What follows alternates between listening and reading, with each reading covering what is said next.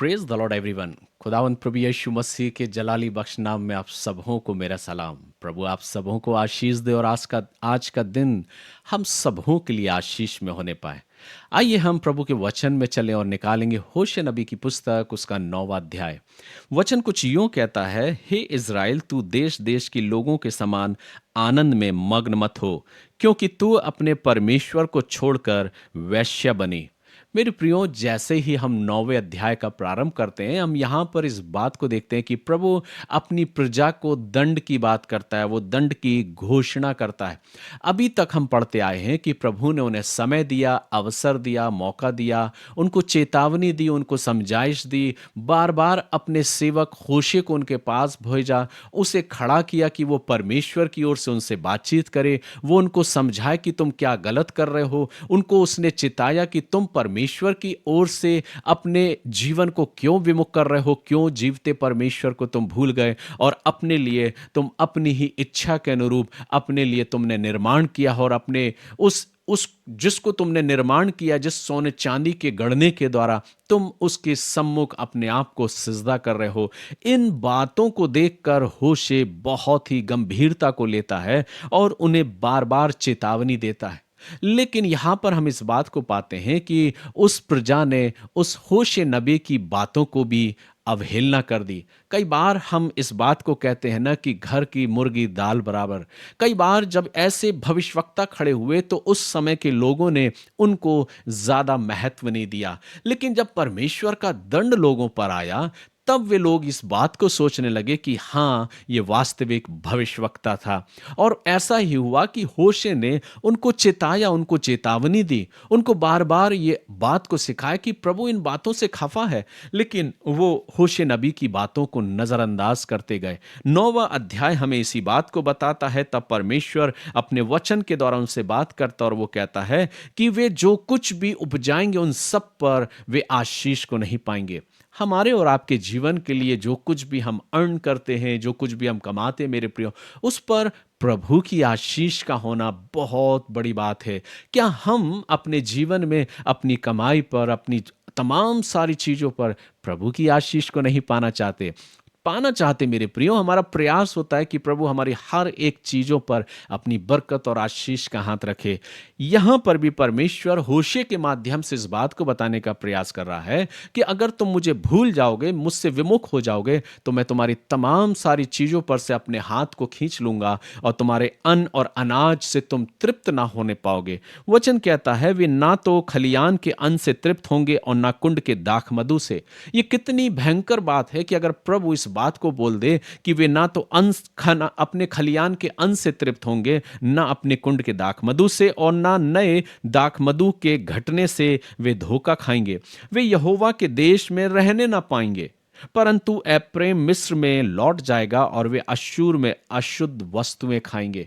कितना भयंकर दंड परमेश्वर उन पर लाने की बात करता, और वो कहता है, चूंकि इन्होंने मुझको छोड़कर मेरी महिमा को किसी और को दिया है, जो मैं बिल्कुल भी बर्दाश्त नहीं कर सकता। क्योंकि वचन हमें इस बात को बताता है कि परमेश्वर जो है वो जलन रखने वाला परमेश्वर है। ऐसा नहीं कि इजरायली लोग उसको नहीं जानते थे, उस परमेश्वर को उन्होंने सुना था, उस परमेश्वर की उपस्थिति का एहसास किया था, उसके अनुग्रह में वो आगे चले थे, उसके प्रबल हाथ को उन्होंने देखा था, लेकिन सब कुछ के बावजूद भी वो अपने विश्वास से मुकर गए और उन्होंने वो काम किया जो प्रभु की दृष्टि में गलत था, जो व्यभिचार के समान था। और तब प्रभु उनसे कहता है कि मैं अपने हाथ को तुम पर बढ़ाऊंगा और तुम्हें दंडित करूंगा, और उन्होंने उस दंड को अपने जीवन में पाया भी। यह सब कुछ प्रभु इसलिए कर रहा था ताकि वो अपने मन को फिराएं, प्रभु के करीब आए, सच्चे मन से पश्चाताप करें। लेकिन ऐसा कहीं दिखाई नहीं पड़ता। वो होशे को मजाक में लेते हैं, वो सोचते हैं कि ये ऐसे ही बात कर रहा है, और उसकी बातों को नजरअंदाज करते हुए अपने उन्हीं जीवन को वो जीते रहे। लेकिन होशे बार बार चेतावनी देता रहा।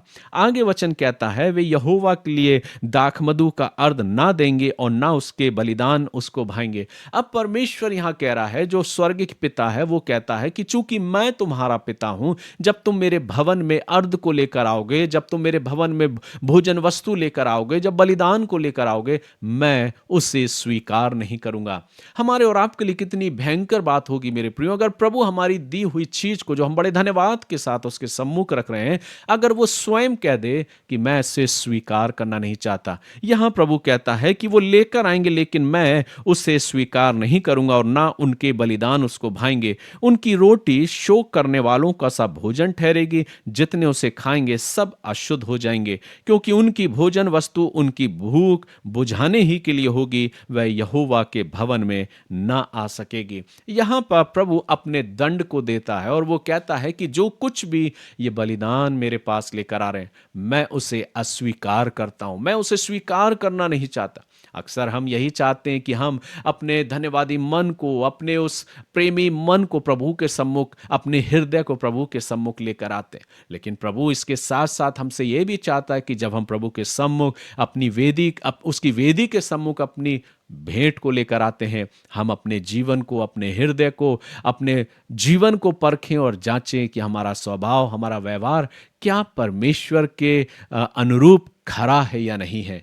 और अगर नहीं है तो हमें अपने आप को बदलने की जरूरत है। और बदलना इतना मुश्किल नहीं है मेरे प्रियो। कई बार लोग बोलते हैं कि ये हमारे लिए बहुत मुश्किल है, बहुत टफ है हमारे लिए, लेकिन नहीं मेरे प्रियो, कोई भी काम इतना टफ नहीं। जब हम प्रभु से प्रेम करने वाले बन जाते हैं, जब हम प्रभु की समीपता में आने लगते हैं, हमारा स्वभाव, हमारा जीवन अपने आप बदलने लगता है। और इसलिए आवश्यक है कि अगर हमें बदलना है तो हमें अपने जीवन में प्रभु की समीपता का एहसास पाना जरूरी है।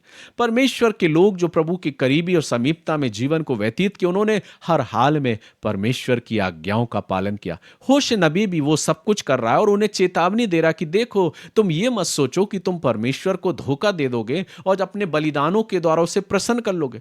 वो बलिदानों से प्रसन्न नहीं होता, पर सच्चे हृदय से, सच्चे प्रेम से प्रसन्न होता है। वो ऐसे आराधकों को ढूंढ रहा है जो आत्मा और सच्चाई के साथ उसकी आराधना करें।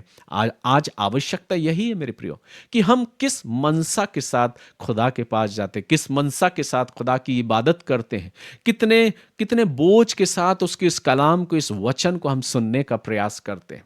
मेरे प्रियो, वो मोहब्बत, वो प्यार, वो जलवा जो हम खुदा के प्रति, प्रभु के प्रति दिखाना चाहते हैं, उसके लिए जरूरी है कि हमारे अंदर वो प्रेम उछलने पाए। कई बार हम एक गीत को तो गाते हैं, वो छल के मेरी आत्मा में छल के, मैं नाचूं मैं गाऊं, प्रभु ने मुझे बनाया, मैं कैसे चुप रहूं।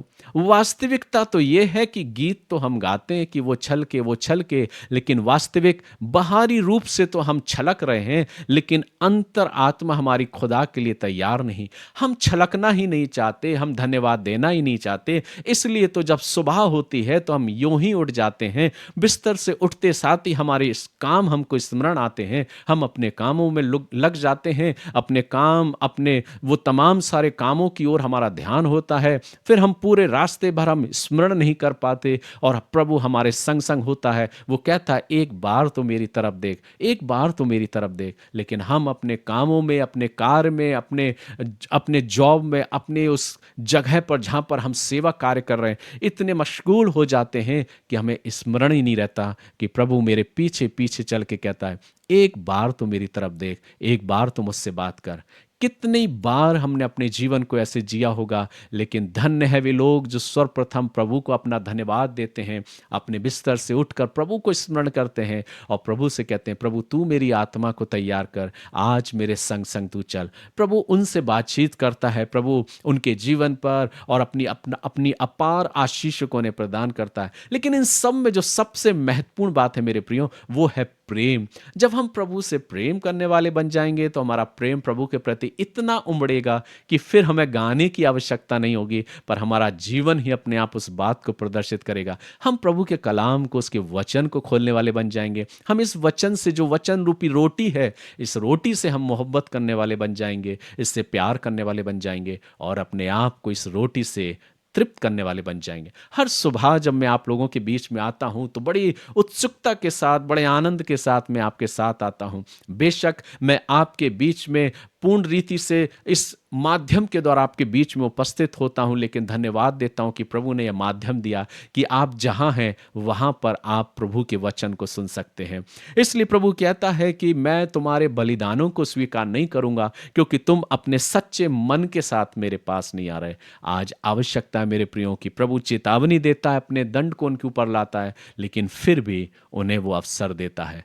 हमारे और आपके लिए भी मेरे प्रियो ये अवसर है कि हम प्रभु के वचन को अपने जीवन में स्वीकार करें, और प्रभु के सम्मुख जब अपने मन को लेकर जाते हैं, धन्यवादी मन को, वो प्रभु कहता है मुझे तुम्हारी धन्यवादी भेंटे या तुम्हारे धन्यवादी मन की आवश्यकता है, तुम्हारे उन तमाम सारे सोना चांदी रुपया पैसा की नहीं, लेकिन मैं चाहता हूं कि तुम्हारा हृदय धन्यवादी हृदय हो। क्या हम तैयार हैं? और उससे बढ़कर जरूरी है कि हम अपने जीवन को प्रभु के मार्गदर्शन में आगे बढ़ाएं। आइए हम अपने जीवनों को तैयार करें और अपने दिल की गहराई से उस खुदावंद की इबादत करें, उस परमेश्वर की स्तुति करें जिसने मुझे और आपको बनाया और ये अवसर दिया कि अपने इन होठों से उसकी आराधना कर सकें। प्रभु आप सबों को आशीष दो और ऐसा अवसर दे कि हम सब यूं ही प्रभु के वचन में दिन ब दिन आगे बढ़ते जाएं, प्रभु के वचन का मनन करें, चिंतन करें और प्रभु से यूं ही लिपटे रहें और अपने जीवन से उसकी आराधना करें। God bless you. प्रभु आप सबों को आशीष दे। कल हम फिर मुलाकात करेंगे 10वें अध्याय की ओर। तब तक प्रभु आप सबों को संभाले। God bless you.